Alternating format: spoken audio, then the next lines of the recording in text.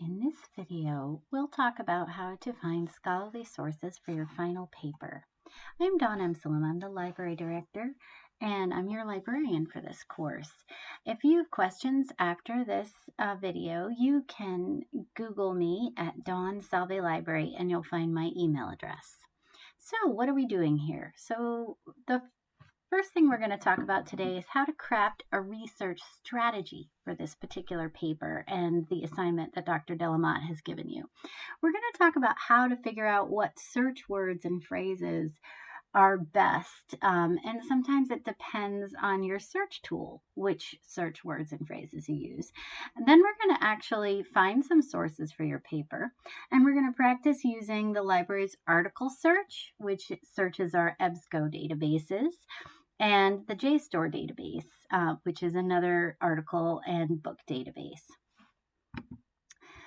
So the first thing to do is to look very closely at your assignment.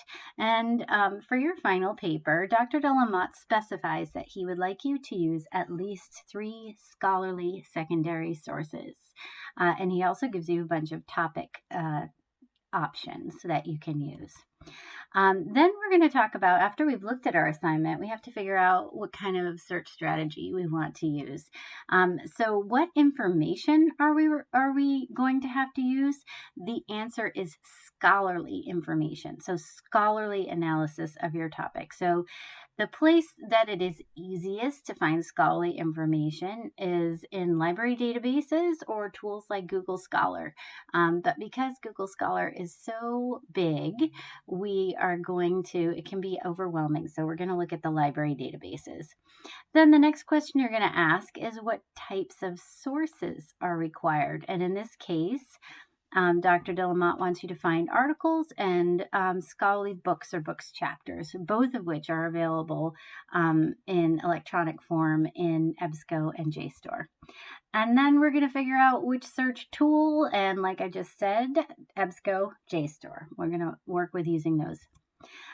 So then what search words or phrases will I try in each tool? So like, you'll look at the topic that you have chosen or that Dr. de la Motte has offered, and you're going to think about words that describe them. So, for example, you may choose hysteria, the title of the work, such as Wuthering Heights or Jane Eyre, or the name of the author, like Bronte. And then you may find that search doesn't work that well, but that the authors that are talking about your topic are using different words. And we'll work through that and figure out how to identify those other words that may help you find articles on your topic. And then if sometimes it doesn't work when you use one search tool and the articles that you want aren't coming back. And if you try different words in one search tool, then you go to another and try a different search tool and try your different words in that one. And then you have to think about how these search tools work, because different tools have different ways of bringing back results. They have different algorithms. So, for example, Google and JSTOR, you can kind of throw the kitchen sink in there. You can type anything you want to because those search the full text of web pages or articles. Whereas EBSCO and, for example, the library's book catalog, they search just certain fields in the article, like the author or abstract or title or subject headings. And that means that when you do your search, you have to be a bit pickier about which words you use in there. So, terms to understand, so we're all on the same page. First of all, a database. A database is, it's generally a collection of different types of information that's organized so that you can get to it. In library land, the information that it's organizing are journals and books, and references and citations. So these are when an author writes an article or a book, they tell you which authors they read, and then they cite them so that you can find them again. And peer review is the process where that scholarly materials often go through, where peers read the book or article and offer suggestions for improvement. So what differs? How do scholarly journals differ from popular journals? So the subject matter of scholarly journals is usually pretty in depth.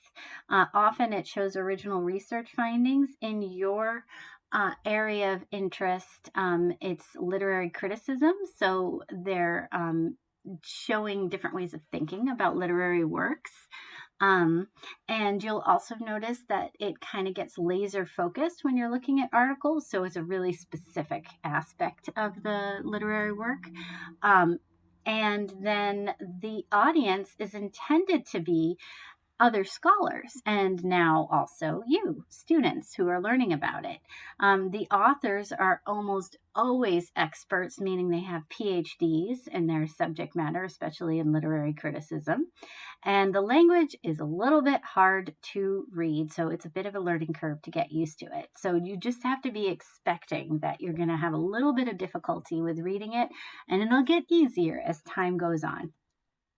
Popular journals, the subject matter is more newsy and light and easy to read, often analysis. And there sometimes have practical information, and the audience is general public or interested lay people. So you're not going to find a ton of literary criticism in Google, but you'll find people talking about sort of like more lightly analyzing different aspects of the work and maybe comparing the themes to what's happening currently. So non-specialists are going to be reading those popular. The authors could be anybody.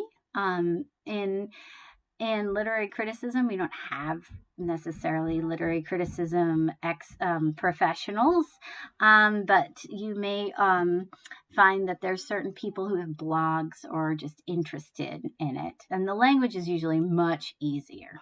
So let's hop out of this and let's go to our databases. So the books, we're not going to be using this book tab right here because that's going to look for books and print books. We're going to be using the article tab.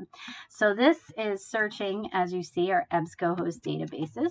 And we'll just try this search from one of Dr. de la Motte's topics. This is again searching our EBSCO host databases.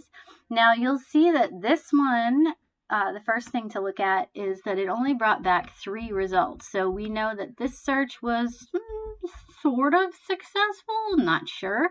But we may need to look at other words. So for example, in this case, we tried hysteria, but we noticed that there's this word madness, mental health.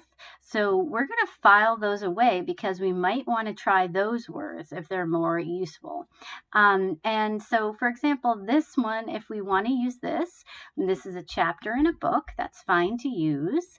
And we click on it and it gives you this abstract, which tells you a little bit about the subject matter. And if you are interested in this, you could click on PDF full text. And if you wanted, you could download it. A couple really important points. You can get your citation right here with this little yellow rectangle. You click on it and you can choose your MLA citation. Another common citation format, you can copy and paste that by right-clicking, is APA. So there are all these different formats. Another really important point is that the permalink for this article, if you wanted to get past it or collect it, and you go back to it again, is you click on this, because if you click up here, this has a session ID in it, which is basically the time and place that you accessed it. And this link up here will never, ever work again. And there are many tiers in the library every semester when people work for hours to collect articles and only get this link, and then they can't ever find their articles again. So you want to click on this link, permalink, and copy that and put it in your email or wherever you're storing articles. So here, those are some things. But if you notice, if we didn't like this article or we wanted to find more, there's a few other things right here. It says find full text. This means the article is not available in EBSCO, but if you click on it, it will go search all of our other databases and tell us if we have it. And in this case, it says, sadly, they were unable to find full text links. So you could request it via interlibrary loan. It just asks you to enter your first name, last name, your email password, and then when you get to the right page, it's all filled out for you, and you can just go ahead and place that request. And it comes to you usually in 2 to 3 days. Now, if you wanted to, you could try other words. Like, for example, we noticed that madness was another term, an alternative to hysteria. And this search revealed 58 results. So you can see how sometimes that works a little better. And you may also try Wuthering Heights. So this is how it's an iterative process. And you just keep searching again and again and see if the articles you're looking for come up. So that's EBSCO. Now let's go back to the library homepage, and we're going to try JSTOR. So JSTOR is another database, and the JSTOR link is right below this library search box for EBSCO. We're going to click on it. This is what JSTOR looks like. And let's say we were doing our search. Let's try hysteria, since that's the word that Dr. de la Motte used. And JSTOR is searching different journals than were in EBSCO. So you're going to find all kinds of different things. First, we notice we have 357 results. And let's just scroll down here and see if it looks like it's related. Now, JSTOR works differently than EBSCO. It's searching the full text. So sometimes the results don't look as pertinent or relevant as the ones that you might find in EBSCO right away. Right here, I see that there is one that has the word hysteria in it.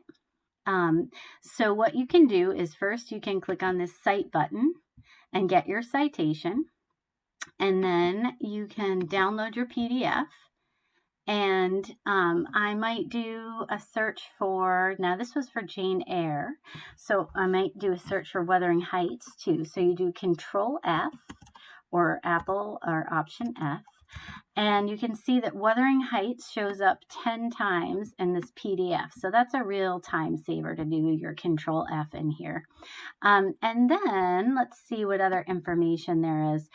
You can do that. Like, I wonder why this first article came back when my word hysteria doesn't show up in there at all. So I'm going to do another Control F here and see if hysteria, and it only shows up once, so that one is probably not as relevant. And then again, you can try different things, like you can try Jane Eyre, you can try madness, you can try mental illness, and that should find everything. One more thing, if you click on the title, I want to make sure that you know how to find the permanent link in addition to the citation. So if you clicked on the title, you can see the remote access URL, and that's the one you want to choose. So you can copy that, and you can also cite it from this page as well. So this is, again, you can't use this link up here. You got to use your remote access URL, and that tells JSTOR that you're at Salve and that you need, it should ask you for your first name, last name, and email address if you're off campus. This one, JSTOR doesn't know you're at Salve, but here you can see that little Salve in the URL. So anyway, copy that if you want to get back to this article. And then you can also cite it again here.